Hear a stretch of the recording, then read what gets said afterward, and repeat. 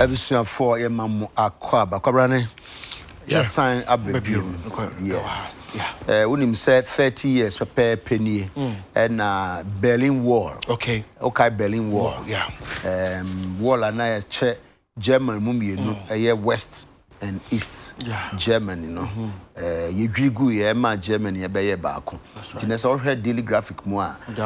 Lots of stories about Germany. Okay. Na no pay me fancha me ankasa me nua penny executive director of Ghanaian German Economic Association, Mr. Asafweji.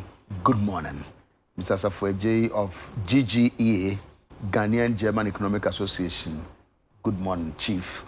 And my name for German for you now. Can I West Germany? And I East Germany. Yeah. Na uhuri wo na eche ware asan do kokrom na east for the adwane ko west pa it says South Korea ene ni nua no ya na omo a we num no be akwana ni titi sorry dia na ne track kraka no no for the adwane ba south ho enti ya kind of German oh ni twidi no bro for the Germany I told the battery man I German. Me black or German. Ampa. Me black free German buy. German burger. German burger. And Italy. Italy burger. Italy. Ampa. Me so the trade no. Italy. Okay. Can I hear him? Holland. Na America.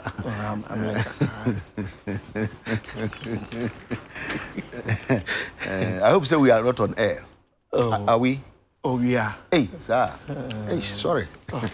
And now, what can I say?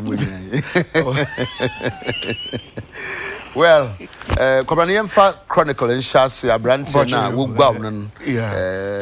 Yemfa no Shasi and Sana Yatwa. Mediana Sunti Fasasima. Right, was ya Shasi dia na Chronicle and Mede Bana Katafa, Etoso, me and Sanom, and Wobo Amania say, bed on Hili Ediana and Wachi. Story be about a abonte, I would him say a brand said Doji, na Ochima, a Prusifobi, and in a far, a be up. Na any a yaswonom. We are sending story in Nam just a Montisu Bibri. Na imprim and crying, sir, I can't HM essay. Sa eye abrante dojia ne ho ekoka eye adwamu no wo chese sisi ne se de emra no esi na prosifo ni di no ni di mu a wo bo acho kakra e de ma prosifo ne se ono a ekwa na prosifo no e de ne efa kwan bi so na eya na abrante doji echemu esem eye General Sergeant Patrick Amwako and Officer Lance Corporal Isaac Mafo wo mo na mo de fa sa eye ekwan so na so no se ekobane se ye yom bibi ebeye de den a ono ko te hono ma eyaw na ofa mu no na wo chese nya de ne rebe fi eda da bia no be kai sa niti no na chese ebe ha ne yi pa eto be serpeni for se wasra omafom de na suka omo enfa enche no na General Sergeant Patrick Amwako and Lance Corporal Isaac Mafui omoko eyekufo dua ohine ba ko kopa na chew ka chese na wada roma ya form itidi animai na ekopa chew bi ma na so no doji e papa e chire mu ese debi de ewom se obu ohine ne pa na so no said the omo eye ne de okaso biti pa enya de obiti asem ne da obere se emra mom ebeye adwuma na etimi aboa no so Chronicle e de aba eti say the tosha de mom no e pa chew e de ama eye appreciative iti hwe se de si eti sankobo yi na era tike be kwa homo so kokodi e de aba eti Yebedi, but here cocaine turns ephedrine is also here. In a twist of events, the Narcotic Control Board has stated that the whitest powdery substance found on 2 Nigerians at the Peglo border post last Friday is not cocaine but ephedrine. Ephedrine is an odorless, white, powdered substance used in the preparation of illegal drugs and also methamphetamine, a strong and highly addictive drug that affects the central nervous system and which has no legal use. The Customs Division of the Ghana Revenue Authority has stated earlier that a preliminary test it had done on the powdery substance indicated the stuff was cocaine. However, the head of the enforcement unit at the NACOP Solomon Stanley Eyo, told the Daily Graphic in Accra yesterday that as the state nation clothed with the law to conduct tests on suspected narcotic drugs, NACOB took center stage in the investigations and found out that the substance was ephedrine and not cocaine. Page 16 of the Daily Graphic of Ranibi Huresiho. No company or individual has been licensed to manufacture guns in the country. The National Commission on Small Arms and Light Weapons has declared. It explained that although the Arms and Ammunition Act 1972 states that one must obtain a license or authorizations from the Ministry of Interior before he or she could manufacture a gun, no company had been licensed to do so since the law was passed. In an interview with the Daily Graphic, a senior program officer at the NCSALW, JB Asante, said all the local artisans or blacksmiths who were engaged in the manufacture of arms were operating illegally since they did not have the licenses so to do. 30 arraigned over exam malpractices.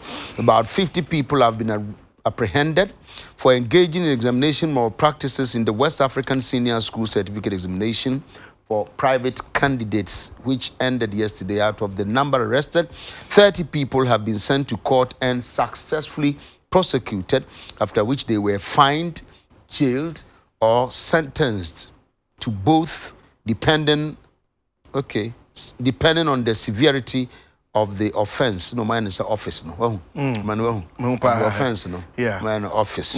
According to WAEC Act, 26 were apprehended for impersonation and abetment, 3 for abetment only, and 1 for possession of mobile phone and copying in the exam hall.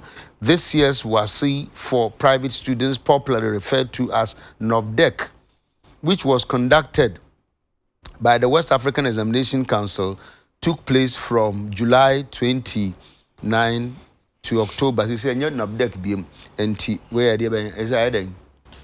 Said July to October and July to October. Said November to December NOVDEC. Said July to October. Oct. I don't know. I meant to ask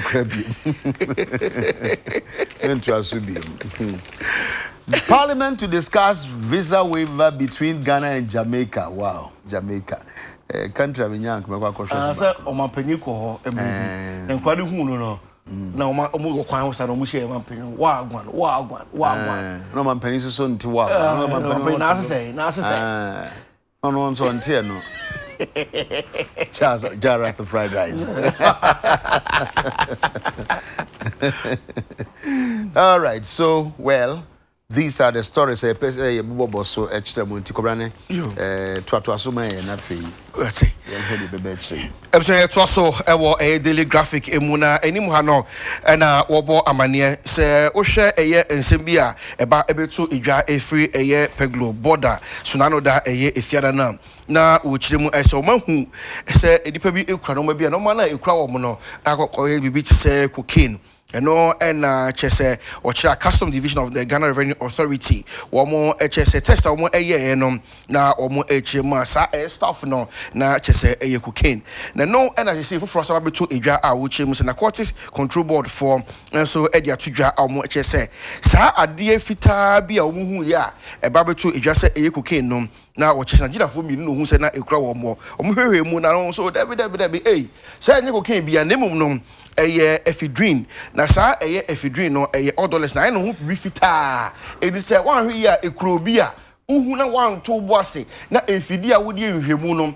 And if you papa because you cocaine, or because you should be cocaine, whopa, then soon not enter, sir. It's the judiciary for can you say a cocaine, or more who said a cry a year or more almost called Gia, would you hear mono? There be a yes, and a seminar at your cry. Now, what should I open Solomon Stanley, Ayo or no, and on a graphic AD a young company ahead of the enforcement units, Awonakop, and on a graphic AD como HHMO, so Debbie cocaine be a name of a ephedrine, and it's in the mark of for and fasa asem no se cocaine ya koche wo Nigeria for mo so akwa mo hwe mu na mo efidie na ekura mo no mo ye expect pa ati bi nim Nigeria for Jerry for ndi ye ende o mo so ede nemum no na akofo no chese enye cocaine na ekura Nigeria for na graphic ede ho sem enso so ede aba katafo eto so edu ensia e wo graphic mu Salome apia ajei or the story we ede aba na wobo amane eche mu ese so oba oman Ghana mu a ye ma company bia to me say wonye eye akode na se etuo bia ewo eye oman mu National Commission on Small Arms and Light Weapons womo ede ensem we ato eye edwa na womo echiremu ese ewom se Arms and Ammunition Act 1972 no echiremu ese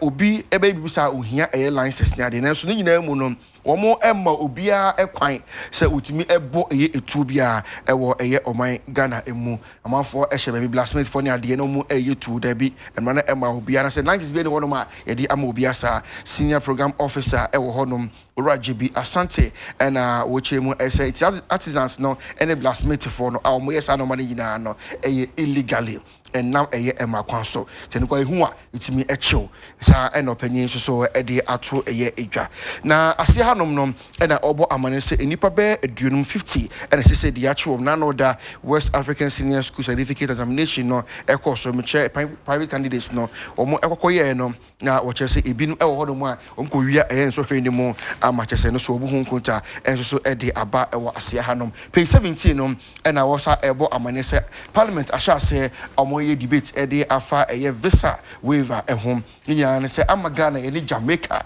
nya ye enuafo ene omo a ene ti no so obeso ofri Ghana na okọ Jamaica ana Jamaica ni pese ofri hono ba Ghana ene go ase ye bre e visa ho kra ene ti no omo sha se mudi ho inkita ho awodo bebre ama ene so ho sem no kratai ede abam na Ghana Union Movement and so yaman yukofo for kra and so aba eye edwaso a onyame so for Christian Andrew ono na wadanom efene se osofo chirabosom omoso ayesentrofo hyiamu na chese gum amayiko no eso aba na eba bebreki eye NPP eni NDC fo a omo age oman Ghana abosomo se eye oman nom ntubeti gum omoso aba ewukroma enye adekuma omoso bebo ma Ghana mputu eso akoso enoma wodo ejai edito honom papa kwa menkoma ebreso factories ahodo ni nyina asese kwa aban ye beba ko aban beba betna se nya yemfa ho no omba be ni nyina eye afi so mo ba so a omanfo asese mu nsem ne de omba so betima ye bia kama na timi aboa graphic enso e de ho nsem e de aba enne anope Jim. Yes. Yanko Ghanaian Times. Chief Justice scolds judges and magistrates over thank you money for judicial staff, page 17. And a story I want to straight away about page 17. Na Yakobu Bosso, how bit me at the adventure about a becking kind of fast cry amount. The Chief Justice Sophia Akufu has cautioned judges and magistrates against paying thank you money to judicial officers in appreciation of their work. She said the practice, which has been ongoing for years, was insidious and detrimental to the fight against corruption within the judiciary and the judicial service, and called for an end to it. I know this practice has persisted over a long period, but I believe it is time for us to put a stop to it as judges, as it contributes to the culture of corruption in our institution. Judicial service staff, be they directors, senior, junior staff, are paid by the state to undertake the official duties. Any thank you must not go beyond the verbal, and that should be it. She was speaking at the 39th annual general meeting of the Association of Magistrates and Judges of Ghana in Accra yesterday. The Chief Justice explained that the payment of thank you money engenders a sense of entitlement which feeds and entrenches corruption. Who is on the line? Okay, we are Aglebe Elvis Daniel. Doji, Brandt na. Yes, police for no able ne papa no. Chief Marchen. Yes, your penny. What pumbo called here? Nyamina Adom na woswe. Nyame Adom. Mpacho udino be ba man ye. Minim se mitimi born kama. Aglebe. Agle Daniel. Enye Aglebe. Okay. Aglebe. Aglebe. Okay. Elvis Daniel. Aglebe no e kire say. Okay, but something like which as a warrior. All right. Okay. Anti warrior Elvis Daniel. Yes, sir. Yeah. All right. Okay. Pacho Bani Doji. Pacho I. Okay.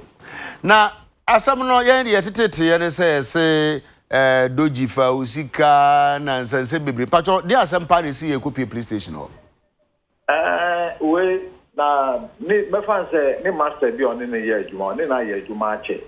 Na em say ne master no sit down wo the bi na ne no nyina ko site. Nti ne master no soma na say on kofa ade wo ka mo mra. Em say okoba na eche na ne master no say wa fa ne sika. That's all.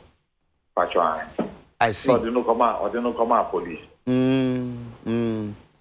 And you know, the next thing I want to say is the video by AI. So I no be can tell. Omo no ma police no. Em say omo chi no Friday. Na they say no Friday. Omo chi no be 4 p.m. Elia no 9.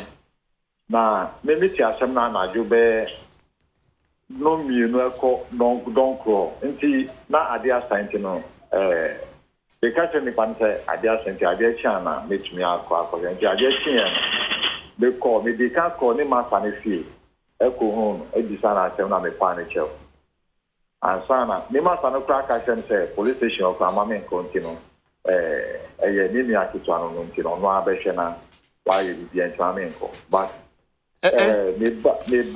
me ba fie no I am sharing identity no they call police station ko hu me ba na me bisa no de ba yi nyina nti enu achi me san ba fie na ni master me catch him say e bon to the no mienu a du mienu obekọ akoyi no but e bo be also be obekọ akoyi no obekọ no akoyi no say oye police commander na oye so ono chino di no call police station nti o ka ten so media ma me continue nu aketo ano nti ono abekọ akoyi no I see nti me nja bi bia ma no nti me ba fie no na in fact me na me ho ntreni me ye say me ho abufa na me bisa no dia eti yankasa nti me call police station na me ko bisa no nti me bisa no o ka tem ni say me master ni say wa fa ni sika 1,600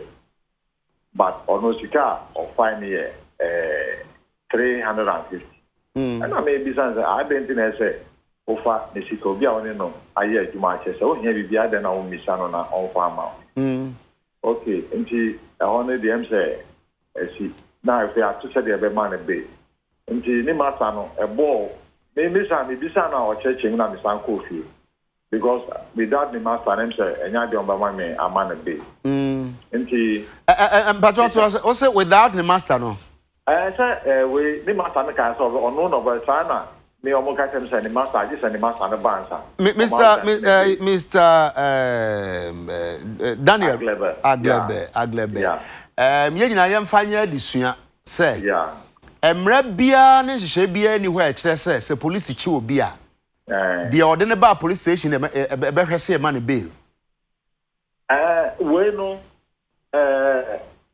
obviously maybe I'm can't say without the complainant or no complainant Daniel me say me can kire o say emra bia ni ho hye bia ni ho say so obi koye complain ya chi obi a just a complainant no ho ansa na ma bail ye ni bibia sa ho ade a ekoso nti na me first opportunity we na me dey aka kire na ye nyina nso so ya te sa asem no say police and ma bail omoma bail on terms omoma bail if you say Ghana mra kire say wo chi obi na se nipa kro no wo twro na no asem wie wo ya wo hwehwe mu na nya say bia wo de ne kokota animanimu he ya ma obre bi say sa abre no twam pe anasa within sa time de be kokota na asem man bail ye nimra bia wo Ghana cheze just a complainant bands yente sa asem na se because police for no tire sa na ema no and koso wo be bebre say just a complainant bands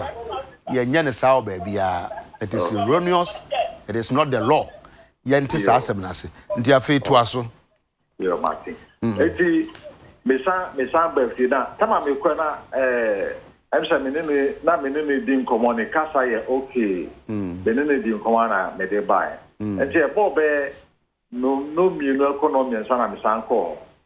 Na me kwa no the way no kasa no na the kasa na nye clear na fi o kasa me nti asem o kan. Enti no other way sa police for ya omo nye police for ankasa omo wo police station omo babo police for back on nti ono na ogina access gate na ma bi o kan no ono di na soko ha oti a no aka kire me abi na fe de ba ne se na on to me kasa that time ono so anka tell say police for na abo no nti Saturday no over ye ya na me de me ja no kwa me nim say dia esuna na osu ose so no wan kan say abun ba no osu ose so wan na me bisa so wan kan dem so ma abo no nti me nim say chi no ma chi na to no nti no osu ami ja ho ba efi Sunday manko na Monday anopa e na me sore call nti Monday no master no eyi nipa eyi me baba ko kan me ho ene e ko na ne ba no na ko beli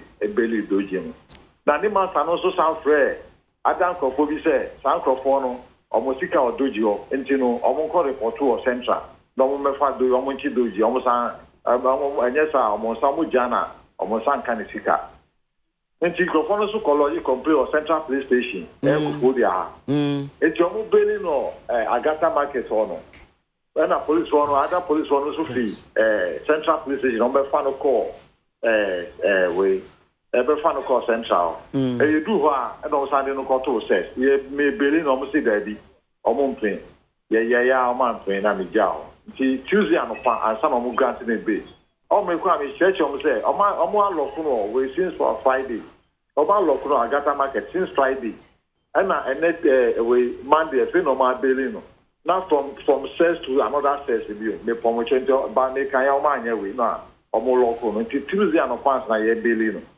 ya beli na me no kofi na command and soldier any ade but one can say oba bono until say me brother penny e wo ho soldier ni wo ho ono no sending me video no and san na me who say oma bon that was me sabeka video na ye and also ya na ajusa and san me saka video no enti won saka video na hwe no ete wo say asa jane de me huye no me yemo sheme na junu nyina mentumi ana amade achi na no kre video na Daniel mami sasem eni omo mu no de o she police atade de on she police atade on so police ni ana pacho police ni RCF no ono na sergeant no ono ye sergeant okay I see video no ye hu se papa bi nso so awura mu be kan bibi kire omo no so ye hwan ono ye papa na oni dojini master no enam no okay no be ma me true say ono be ma instruction say omo mbu dojini say dey I know dey mean me I know dey dojini bet me akire but sa papa no obe o shata dey fita no ono ni doji master ni nyina na ye adwuma I see doji wadi say wadi fie du no wotwe 28 hey I see. Say doji away. Doji ano ofie. Ofie. Now Mako Hospital. Pasho ye no Tuesday no Wednesday no hospital. But still I'm not complaining say ne ho of course ne ho ntimi na say. Enra no ye rounds bi no ma nti adwumenum na yes, I call back into me and go back there. Make sure I'm not hospital of it. And I'm a personal, a bushano say, I say, you be sharing it. Maybe I know a buffy.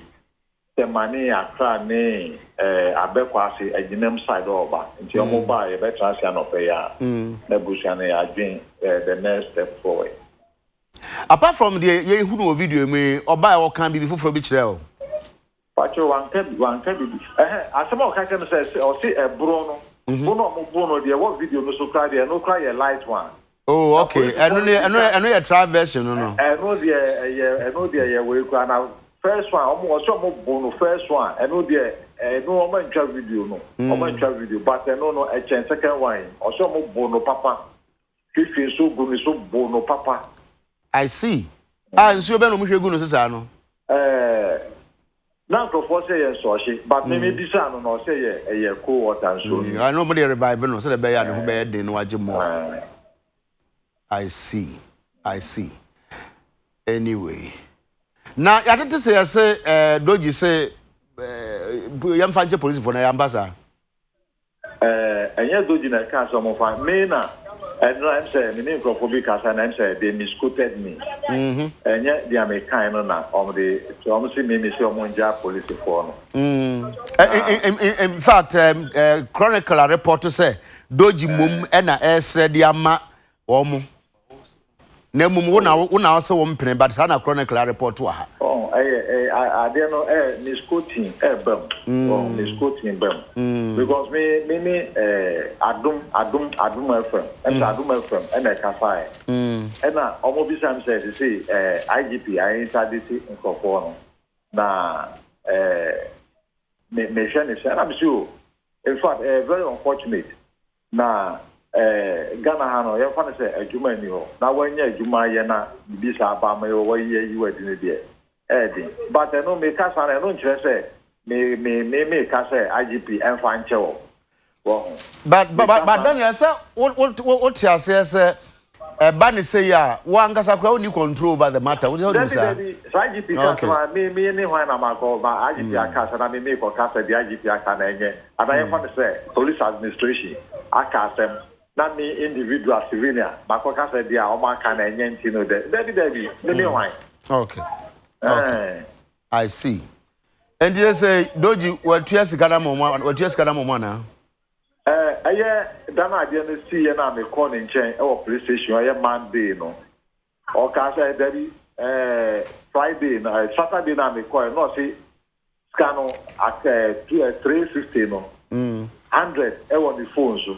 etino the phone na me manage me na e dey na call the phone so there you also on na dey to the phone so for safekeeping eti meji the phone and me manage me the password and I me call mobile money way for no na me ko yi 100 Ghana but 100 Ghana no dana ye ko beli no police station no 100 Ghana me dey ma papa na no sha tare fita na all my way control, all my way police one point in his action. It is 100 Ghana and Massa Papa.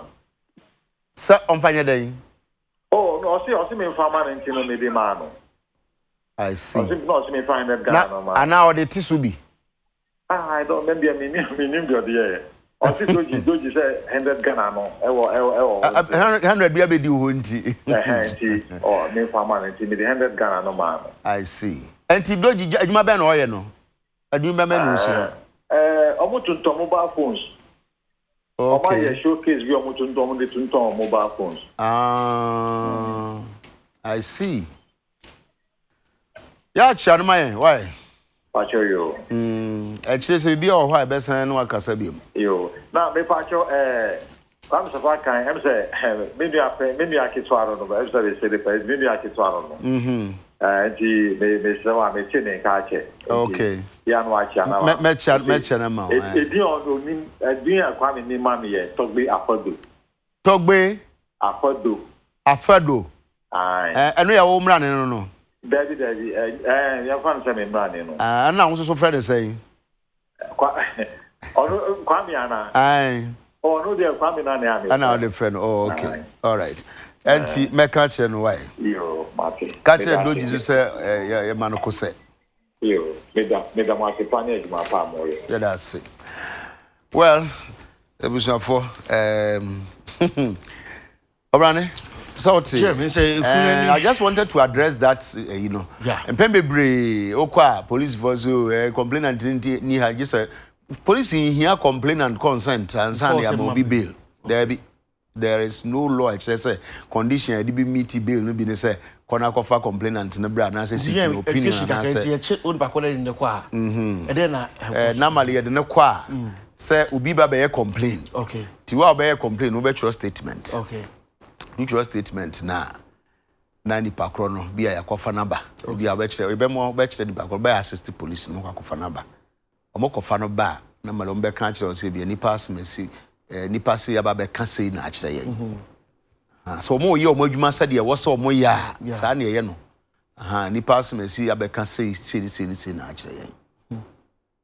Me hu se investigators no bebre ho mo ba umum no mu bisa o ka ise o ko ha na se o ka ise o ko sei e say ye totoa no na e be kan kire o ye ne o se ye nyina wi abrade ntimi nkyerechim ne o se ye statement also o chro ne de ye caution statement sa ne man nyina but ye be kan say ye wie no ye wie bibia no say ye hwemu a and the normal circumstances no police ne a wo take statement na wo say uti asem no hu say o asem ani pa yi kan de ababi wom because obi o asem be kan ababi anim but so say aba wom na say obeto aso aye onhwehwemu a ye ntimi mfada kro nya ntimi mfada kro nya nhwem asem bi su kura wo ho a say the asem ne sitie no ehia wana mpo in respect of bail no bi a say be ma bail na so wo say bail no ye mo ahodo bebre bi ne say bi a ye hwe wa nkasa say de wo tie ya nya de a wo kwa o ma ana hwehwe wa ye bi hu emu bi a yesu se bi a hwehwe na bi a ye hu say ye gina wa nkasa su ne wo man so na de ama obela for self recognizance na no de beka se bi a ye mu obi emra na o megina mo man pe ba ko ana se mi no kan no kwa ye se oba nka ho oba ka ho bi oba betimi abegina oba ka ho enti no ni akohwe nipa ko no bi ye beka akohwe ni fie okay na ye kohwe ni fie mpe mebre ade ba ko na manfo bi so mo ye ma police say mo ma police fo adwuma ye den no ubisa na de ye ba begina ma na bi ebisa da kura o mpeso be che ni fie kwan na ma ya koho na so wa begina ma ni pa kro na nti so he fire sa enti no sa ni pa no bi a police be ka say ye kwa akohwe ni fie okay ye kwa akohwe ba bi kro no te o no kra no bi ye kwa akohwe o fie ya hwe ba bi ni pa kro no so te ma ye ho ma men kan ti ase ye wa ye ho nhyehyɛ wo se ye nyina na ye ba na ya ma obel ya kire wo se das mesi ana da bentin ya bra san fa ho be kire doctor police odo ho be kire na pese me te ho no fi sa arrangement no okay e na me ka se ye mfre complainant ma police the entia police a ma bela na bia na osusu se sa nipa no ye jano no ebia na okwo be kwa ha adwen bi so susu sesa bibi sa be ba eno na de nipa kono court akose court say ye investigation na ye no ye hunu sa akwa no ye gyan na anhwe a obedwane anase bibi sa ne se bi si we kwa kodi boni bi mu ana bibi sa enti the court and remand no na ye nkoso ne ye nhwehwe mu okay apart from that no ye ntrasa 48 hours no ye mro nipa kro ye ngasa ji say complainant abansa ansa na sa yo jem so ahoma so ehuru ahu Sergeant Francis Dumado deputy PRO all right okay. Francis, good morning. Good morning, my brother. Apumbo Kodia Anyamiado yo Francis video ya chinchin na pese e fro na o my first of all no dem na si na fe obe kire public nso bibi kakra say munuanom eden na de aye omo there's interdiction as ye kire say na police mu ye interdict obi a what happens eno ye person o kire kakra okay me da wa semina me twi nye enti me frafram dabi utwi na de papa en kwete adienu esi wo wewe police station okoporia that was barely a week ago. And after the incident, the video was trending in the social media space and other media outlets. And the regional police command has taken steps to identify the policemen in the video. And administratively, actions were taken against them. And as you all know, Inspector General of Police has actually called for their interdiction. So as I speak, They are for interdiction as we speak. I see. And the interdictions, interdictions, it means they cease to work as a policeman for now. Okay. They cease to work as a policeman for now. And they have to set aside for independent investigation to be conducted in such a way that they will not have any influence over the investigation. And as it is, they will not be taking a full salary. They will be taking their half salary until the outcomes of the investigation. If the recommendation that will come will be applied to the latter. I see. Now, under normal circumstances, interdiction, is there a period within which nipa krono yes investigation and answer as when police administration no be satisfied with whatever and answer there's a period within which also No, it depends how the issue will travel, how the parties in this case, being the victim, the witnesses, and then the policemen in this case, how you cooperate with the investigation team. It depends on that. So I can't categorically tell you the length that it will take. Sometimes it will be, very fast. Sometimes it delays, depending on how they cooperate with the investigation team. Why a public relations officer? And he part of what human say obey educate so. Under what circumstances in a police both suspect? Said the video. There's no circumstance that a police is supposed to beat a suspect. You understand? It is not part of our code of ethics. It's not part of our code of conduct. It is not part of our policing procedures. And what we have seen in the video was barbaric, was inhuman, was, a quick and outmoded way of extracting information from suspects. That is the reason why the police administration will not take some of these issues lightly. Ultimately. Because it is not part, it is no. You understand? This is a gross violation of human rights. And police administration will not condone such an act from policemen. It is unprofessional. It is in this light that the administration is taking action against them. And it's a warning to all other police officers as well that the administration will not condone any act of indiscipline, unprofessionalism on the part of any policeman. But for that video, Ebianka, the time I bet and I bet I say be a dojino or country will be, which may even have been be denied. So be a call police station, Nasa, your man treatment, be say, and then I also if a person is giving this kind of treatment. Hello? Yes. Yeah, Francis. Please, can I? Oh, yes. Sure. Hello? Yeah, Francis, I'm listening. I didn't get the question right. No, question maybe sad say. But for this video, no be anka ye nhuni e course yi. Enti no as PR so be a call police station na wanya treatment bi say ya. Say ni pa no obeye den. Yes, you always educate the public. Say so call police station. Whatever will happen at the police station, so only one report to the police authorities.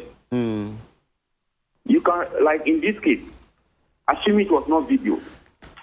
Are you getting my point? Yes. But it happened. Maybe not in the full glare of the public, or there was no video that was captured. The guy, the victim in this case, has the right to come and report to the regional police command. Okay. Or our outfit for us to conduct investigation and take action against these people.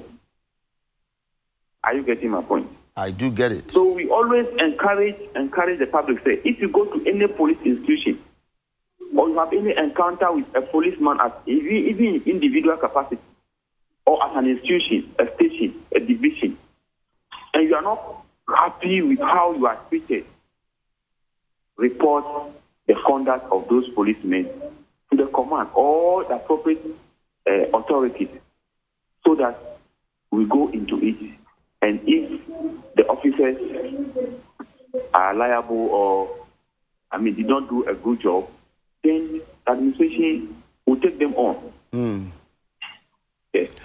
What will you say to your fellow police charge officers? You better report to a man for to say the ACA. What will you say to them? What I can tell our policemen, especially those who man the charge office, the CID officers, we are rendering services to the public. We are rendering services to the public. More to the point, we are in a democratic dispensation. So the rights of every individual must be respected. They must treat the public with utmost civility so that at the end of the day, there will be that cordial relationship between we and the public so that the public will have trust in us and volunteer information to us so that we can together fight crime and make a society a better place for all of us to live in. So under no circumstances should a police officer treat a civilian or a complainant, a suspect anyhow. No. So I am calling on my colleagues to advert or go back and revise their notes. Right from our training institutions, these things were not taught. And anytime we go for duty, we have supervisors made up of inspectors, chief inspectors, and senior officers who always give them briefing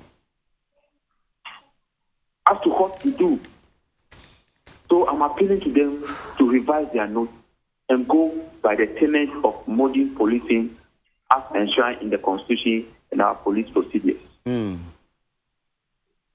Francis, by this time, meaning say by the magic of technology, sadly we say a core area phenomenon, and most definitely it will be referred to as having originated from Ghana. As a PR person, what are your sentiments on these things? Well, my sentiments, as you already know, I've expressed it over and over again. You understand? It doesn't give us any good image as an institution. Okay. And as a country as a whole. Okay. You understand? I do. That is why we need to fight some of these things from happening. Because it doesn't give us any addition, it doesn't give us any plus. In the first place, as a police institution. Secondly, as a nation. You understand? It gives us a very bad image. And that's why the administration will not take it kindly with any policeman who go out there to misconduct him or herself. Francis, I don't pay that's it. Yeah, that's a pa. Listen me that.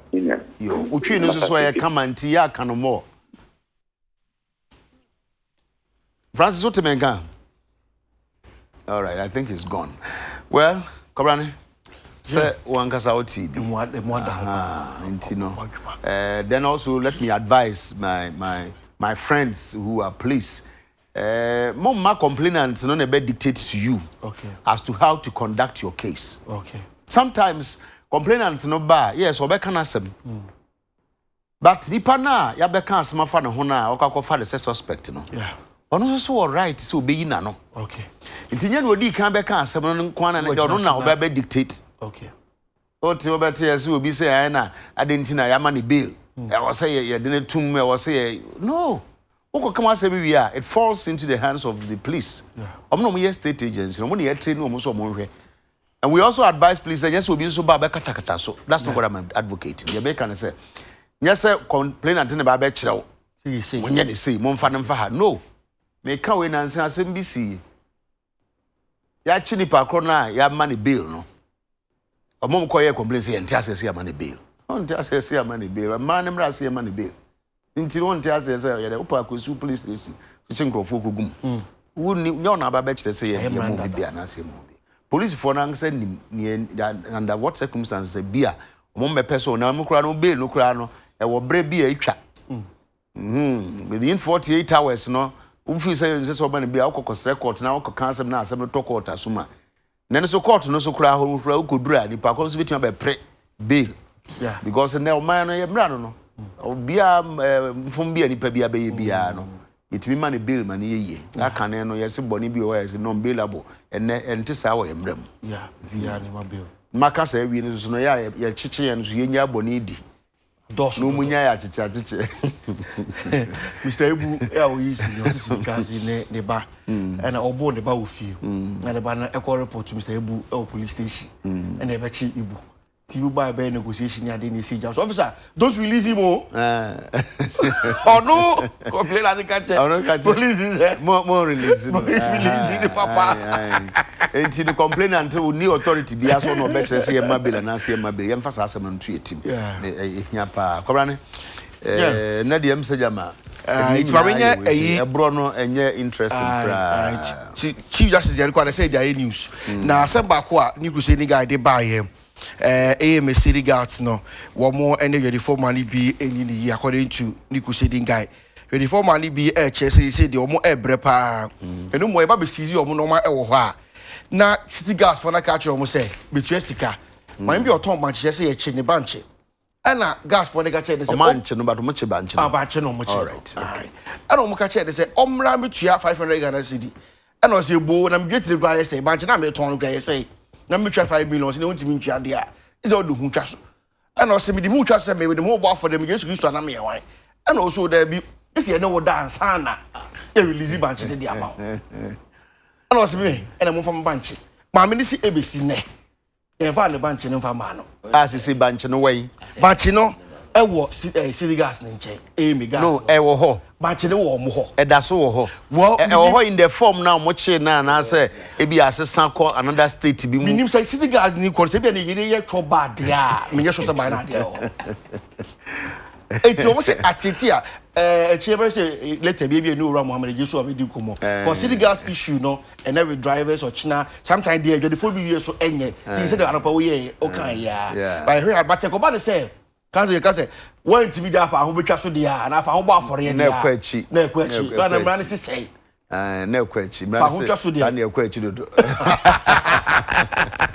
It's almost over here now. No, on my way, near Poonin, sometimes no. Hard drink. The party to make it to a bishop. It's the money in the bin, the gas for the sweet in the bin. It's in your way, so but yes, so you name Ras. That's what I'm Rasu, dear. Why sometimes song, but you must say, was it Brabby Chessicana? Yeah, for what I say, oh no, was I be trouble to tell me out now? Oh, yes, it's also a penny. I don't know, you don't know. ADR. Okay, alternative dispute resolution. That resolve it. Says the Kenya Bermudia, she said. Maybe out in a field, why ye? Yeah, when your permit. Yeah. Until you 2 months to know. Yeah. But I found because of dear. I asked. It been a chief justice say 2 for. Yeah. Thank you. Yeah. Kwamran area dos no do. Ene be bia be ko bia. So that's. Bia person jiska. Wo be pack kra wo kwa boss na okọ. Ene Friday. Friday so ye bo ma ye nyina. Asa na ye wo Friday. Me so na me so me Friday. Saturday. This anya ma wa me so anya ma. Saturday we dey bi. Asema Palmer Kendra. Osi udu first we do GF Homa. Unya tisi ya board chairman. Hey, chair. Why was there be me chairman? Yes, chairman. We ya nyabo chairman, ya nyabo director, ya bo chief. Say di me and some way. Yeah. Now where you are no Godfather. And I boss chairman. I told I nef. And I bossu. Anana. Honorable. Utumu say abey ye gina where you na bi. And so we are honorable complete. But say show abrabo no nipa na wo ba na. Because and say me call parliament could dim in komo bi o. me do a for Michelle. Honorable I'm constituency bench. My shame before we are with the year, you may be. If you are going to say, hey, what's your come for? Hey, I'm going to miss you. Mr. Fugu, the year, you make a million with your come for. And you know, but when it becomes Nipakono Jina so ja, sometimes it's disgusting. So when the fancy people are at look at the back. Say that no pay because you are here. Go fancy boy, ama. I know the I know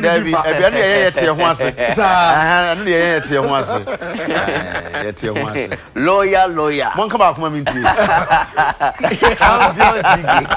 know the no crowd there. But I question the pano Jina was so Yesano. Obi ka say ya timi koboa no na ene de ye boa wo nyina na se ya kancho because na se na me ka koto amna bi mu me kura minim ye koto amna mu boys tin drop say ene de ye didi so diga ba me me ti ase se o mo didi ampa sa o mo didi ye so se pa ya mo boa se da bia so we champion lawyer champion ka no better na ye ncha de na boys na o mo ye kwan na minim pa kura highway for na minim say no so ye NY for modules no bia Sunday construction NY for modules no bia so say dey wo na kwa no so mo feel enwie da no ne asem no aduma so on wie na next time if no gbegina ye say dey wo youth road maintenance man pay my time no pass say who san go for the bio and boy say no young can say private initiative. That's it. Yeah. At least for your daily bread. You know. Oh, we are there. Shocks in your best say. I'm feeling so in China. Gala. The other one say I no mu da. And no answer. Also the equipment somebody buy no. So this is manual. W offer. One more year in Tema. Na even no be gina biem. E so do. E do mo ye kakra no be. Baya na portfolio mu do ampa champion ebu ha man ho champion so the fans ni bi ma ho the fans no and the FC be shia ho champion tickets now we see me na kura na say Romeo na Pochettino say enye ndai oh say enimguase oh David say they are not sure no, but so you say German is part of German culture. That's something so show. Omunim say ya show 3, yenya points a win ti yenya. Especially when una share first school. I bet she show 7. Is ya English teams yen show bi sada o. No ma say record no. And you see you free English. Last year we call finals. Only Liverpool. We Liverpool about finals. Now second, the following year we bought Champions League out. And some of the goals it was so it be quite spiteful. As a good keeper animals, but could be you be so as a Bob cheap Bobby J. And I because spiteful as we good animals. That's a Kawanka interview keeper now. Go back and just simple. Keeper the other go mo obi here I was so chino anything on the ball man ho kwan ma yes because born baby or the fire no cry no oto ne hu ya what is the mission spiritually maybe or to the hu you spiritually spiritually bia keeper there oto ho na ntimi ntia uro ntimi kwa do na yi baby bia yi na the man so dey man boys is almost say bet pa almost say bet pa Tottenham dear Tottenham 7 they are 7-2 oh Champions League so good Champions League and your Premiership Champions League we are second champion deputy champion you played with champion TK you know champion TK Liverpool and I know it but Germany my team no nti oh yeah Bayern my team Bayern tough team big team yeah I came the omo dey here Brazil dey here Germany dey here Brazil no okay musu sa ba ko kuta cook to anu osugum I make sure anyway so DFA election that been e so no 25th elective congress near 25th but what ene vetting committee no final verdict na eba say bia qualify contest. I hope so Amanda be qualify. Oh, lawyer Amanda. Yeah. Oh, Clinton. Yeah. I hope so. I hope support no. Okay. I mean to be but onyanke be fair. That would be a first time fine. Say all support no. Fine. Fine. Ono nko say all support no mo yeminu. All right, Romeo Ejama na. Me da say champion lawyer TK ye to so na e passport no ma Ghana for na no president kan enko ma this way chocolate drink cause you do here no enwa ene won so share sound so na special ice and special drinks ni nyina wo mo ebo chidom the sports no e de ato so na no pay e de ama Ghana for yenko pie mo our under 23 the Black Meteors enwa draw no etimi ababisi Ghana ewo group A wo mo ne host nation Egypt and the bebo Cameroon and Mali enyina ewo group no a tough group a and B group B no so Nigeria Burkina Faso South Africa almost was group B no nemo African Champions tournament and a basu nemo omo qualifier ultimate qualifier beko kopimo 2020 Olympic Games UTV Sports Ebopini head coach and the Ibrahim Tanko purchase kwembia so no the Black Meteors omo ebo humban no matimi a qualify. I think our aim is to qualify. It's not any team that comes in. If you want to go, you have to win against them. So we are going to concentrate 100% because we believe we have a very good team that can qualify us. Well, I think I don't think there's any. We have to prepare very well.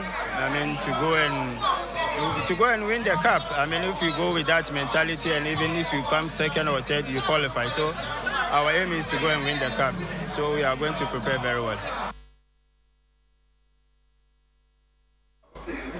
We ane sema Ibrahim Tanko wano edi etu jafi enko piemo ewo osei pama wo prese nyame aduma ibetimi atono so aba no aba Ghana Football Association president enra wano so Asia and Central for any other stakeholders in our football wano mo edi nkomo kama ewo Alisa Hotel wo pache se documenta wo begina so no watimi aboa na Ghana football afan ntoma pefra no wo di ekire amanfo emobia ehu se ampa wo se kwaku pama ayakrado se ye man akonya na obe Ghana Football Association president yeni tender eti nkomo efa sa ensem no UTV Sports ye hwe de eniso epiemo enra this in Romeo ebi kwana me no akwa we disagree and then we agree me no anantiache why I supported Ose Kwaku Palmer the juvenile policy or the enejuma ye hwe Tema Youth he started with 2 people. They do baby no, they all fizzle out. Ekapama nkwan. She players are training omo. The icing on the cake here aftermath of the Anas expose. And who said Bema. Why others were on the run? Head Obika, let me borrow the words of DSP as you go. People ran head task letter. But Palmer stood up, went to court with his hard money, hired a renowned lawyer from US. Oriano, Obakaya, Odu Airport. He wanted to go to FIFA, but now what will be a codada. This is the person what Ghana football is. So why should I not support him? He has all the qualities to be the FA president.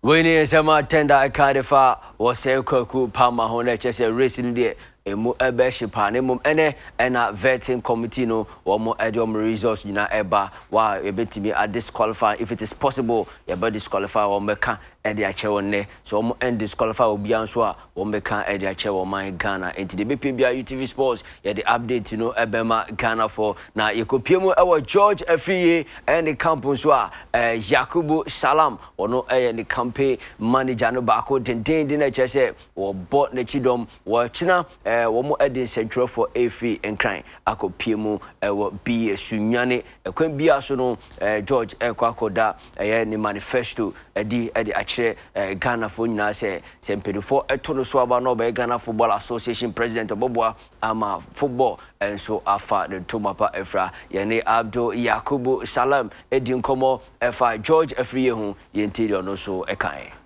But you know, me say the candidate no very happy. Obi happy who say one person who say the future home It me feel say me pesa me kan bebre. That the thing beba by Thursday. Nti enyina entrance e beba. But me name candidate kasa ye no, we are very happy. Me feel say bibia ni was serious Ghana for Ghana for kasa bebre. And in some times public no e kasa.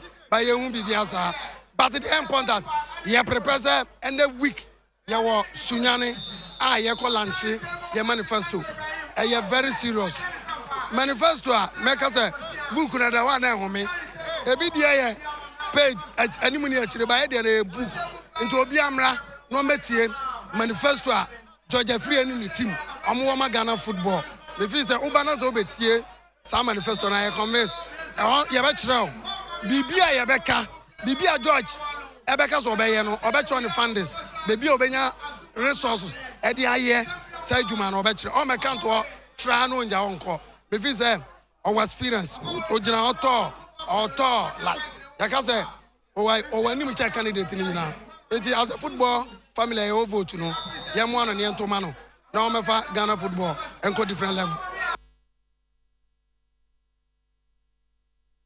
Woyene Sema Abdul Yakubu Salem kandifa George Wapache George awanimu as candidate ni na nemum election there bibia ebetimi asi enti emfi Ghana Football Association elections no na yenkopie mu World Athletics Championship enra United Kingdom and England one more first ever sprint gold etimi epie mu